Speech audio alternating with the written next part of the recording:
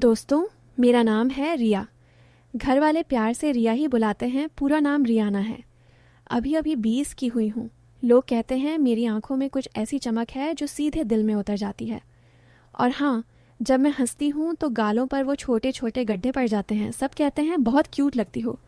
मैं ज़्यादातर साड़ी या अनारकली पहनती हूँ घर पर बाहर जाते वक्त कुर्ती जीन्स या लेगिंग्स टॉप। कपड़े ऐसे चिपके हुए कि मम्मी कहती हैं, रिया थोड़ा ढीला कुछ पहन लिया कर, सब देख रहे हैं। मैं बस मुस्कुरा के टाल देती हूँ। हमारे मोहल्ले में मेरे मामा जी रहते हैं। मम्मी के बड़े भाई नाम है अजय मामा। उम्र करीब 44 की होगी, पर फिटनेस इतनी कि 30 से 32 के लगते हैं। लंबे कद, चौड़ी छाती, दाढ़ी थोड़ी ट्रिम की हुई और आंखें, अरे वो आंखें तो जैसे सब कुछ पढ़ लेती हैं। इस बार दिवाली की छुट्टियों में मैं अकेले गई थी गांव। पापा मम्मी को शहर में कुछ काम आ गया था। मामा जी ने फ़ोन पर कहा था, रिया बेटा अकेले मत आना, मैं गाड़ी भेज दूंगा। मैंने मना कर दिया। बोली, मामा जी अब मैं बड़ी हो गई हूँ, ट्रेन से आ जाऊंगी। वो हंसे और बोले, बड़ी हो गई है? अच्छा, फिर देखते हैं कितनी बड़ी हुई है। ट्रेन से उतरी तो मामा जी खुद स्टेशन पर थे, काले कुर्ते पजामे में, हाथ में चाबियां घुमाते हुए। मुझे देखते ही बोले, अरे वाह रिया, शहर ने तो तुझे और भी खूबसूरत बना दिया। उनकी नज़र मेरे चेहरे से नीचे सरकती हुई मेरी कमर तक रुकी। मैंने दुपट्टा ठीक किया और शर्मा के बोली, मामा जी चलिए ना, ठंड लग रही है। वो मुस्कुराए, हाँ चल, घर में गर्माहट है। घर पहुंची तो मामी नहीं थी, उनके गांव में किसी रिश्तेदार के यहाँ गई थी। सिर्फ मामा जी और मैं। घर पुराना है, बड़ा आंगन, पीछे नारियल का बाग। मामा जी बोले, रिया तू ऊपर वाले कमरे में सोना, मैं नीचे रह लूँगा। मैंने हाँ कहा। सामान रखा, नहाने चली गई।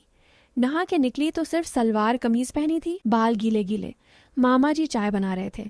मुझे देखते ही चाय का कप हाथ से लगभग गिरते गिरते बचा। बोले, रिया तू तो गीले बालों में मतलब कुछ और ही लग रही है। मैं शर्मा के बोली, मामा जी आप भी ना। रात को खाना साथ खाया। वो बार बार मेरी तरफ देख रहे थे। मैं कभी उनकी आंखों में देखती, कभी झुक जाती। खाना खत्म हुआ तो बोले, रिया तू ऊपर सो जा, मैं थोड़ा टीवी देख लूँगा। मैं ऊपर गई, पर नींद नहीं आ रही थी। गर्मी थी और मन में कुछ अजीब सा उथल पुथल। आधी रात को प्यास लगी। नीचे आई तो हॉल में लाइट जली थी। मामा जी सोफे पर लेटे थे, सिर्फ बनियान और पजामा में। टीवी पर कोई पुरानी फिल्म चल रही थी। मैं पानी लेने रसोई जा रही थी कि नज़र उन पर पड़ी। पजामा थोड़ा सरका हुआ था। मैं रुक गई। वो शायद सो रहे थे। चुपके से पानी पी के वापस जा रही थी कि मेरे पैर की थपकी हुई। मामा जी की आंख खुल गई। उठे और बोले, रिया नींद नहीं आई? मैंने कहा, प्यास लगी थी। वो मुस्कुराए, आजा बैठ, अकेले अकेले ऊपर क्या कर रही है? मैं डरते डरते सोफे पर बैठ गई। वो बोले, इतना डर क्यों रही है?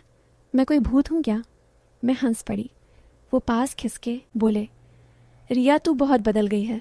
पहले तो गोद में आकर बैठती थी, अब तो। मैंने कहा, मामा जी अब मैं बड़ी हो गई ना। उनकी उंगलियां मेरे बालों में गईं, फिर गाल पर। बोले, तेरी त्वचा कितनी नरम है। मैं सांस रोक के बैठी रही। उनकी सांस मेरे कंधे पर लग रही थी। मैंने आंखें बंद कर ली। लगा बस अब। तभी बाहर सड़क पर कोई गाड़ी गुजरी। हेडलाइट की रोशनी आई। मामा जी एकदम अलग हुए। बोले, शायद कोई आया होगा, मैं देखता हूँ। वो बाहर चले गए। मैं सांस ली। दिल जोर जोर से धड़क रहा था। ऊपर भाग आई और बिस्तर में छिप गई।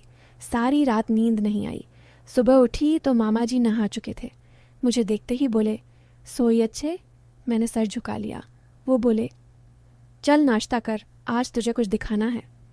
नाश्ते के बाद बोले, रिया चल पुराने तालाब के पास, वहाँ बहुत सुंदर जगह है, बचपन में हम सब वहाँ खेलते थे। हम निकले। रास्ते में वो मेरे साथ चल रहे थे, कभी कंधे पर हाथ, कभी कमर पर हल्का स्पर्श। मैं चुप थी। तालाब के पास पहुँचे। चारों तरफ हरी भरी घास। एक पेड़ के नीचे बैठ गए। मामा जी बोले, रिया यहाँ आकर मुझे तेरी मम्मी की याद आती है, वो भी तेरी तरह ही थी। मैंने पूछा, सच में? वो बोले, हाँ, और तेरी तरह ही खूबसूरत। फिर चुप हो गए। शाम ढल रही थी। वो बोले, रिया एक बात बताऊं? मैंने हाँ कहा।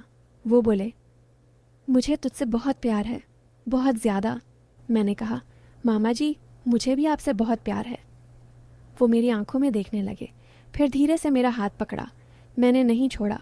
वो और करीब आए, उनकी सांस मेरे चेहरे पर। मैंने आंखें बंद कर लीं। लगा अब सच में। तभी उनका फ़ोन बजा। मामी का कॉल था। वो उठे, दूर जाकर बात की, लौटे तो बोले, चल रिया, घर चलें, मामी कल आ रही हैं। रास्ते में चुप रहे। घर पहुंचते पहुंचते रात हो गई। अगले दिन मामी आ गई। उसके बाद सब नॉर्मल। मैं 1 हफ्ता और रुकी। मामा जी अब थोड़े दूर दूर रहने लगे। कभी आंख मिलती तो बस मुस्कुरा देते। फिर मैं शहर लौट आई। आज भी जब मामा जी का फ़ोन आता है, आवाज़ में वही गर्मी होती है। कहते हैं, रिया कब आ रही है? मैं हंस के कहती हूँ, जल्दी मामा जी। और मन ही मन सोचती हूँ कि उस दिन तालाब के पास अगर फ़ोन ना आता तो क्या होता। पर सच कहूँ, मुझे राहत है कि कुछ नहीं हुआ, क्योंकि मामा जी का प्यार मेरे लिए पिता जैसा है, दोस्त जैसा है। हाँ, कभी कभी थोड़ा कुछ और भी लगता है, पर वो कुछ और कभी हुआ नहीं, और शायद कभी होना भी नहीं चाहिए। बस इतनी सी कहानी है मेरी। ना कुछ हुआ, ना होने दिया, पर दिल में एक हल्की सी उलझन आज भी है, शायद हमेशा रहेगी। दोस्तों, कैसी लगी ये कहानी? और भी ऐसी ही कहानियाँ सुनने के लिए चैनल सब्सक्राइब कर लीजिए। अपना ख्याल रखिएगा।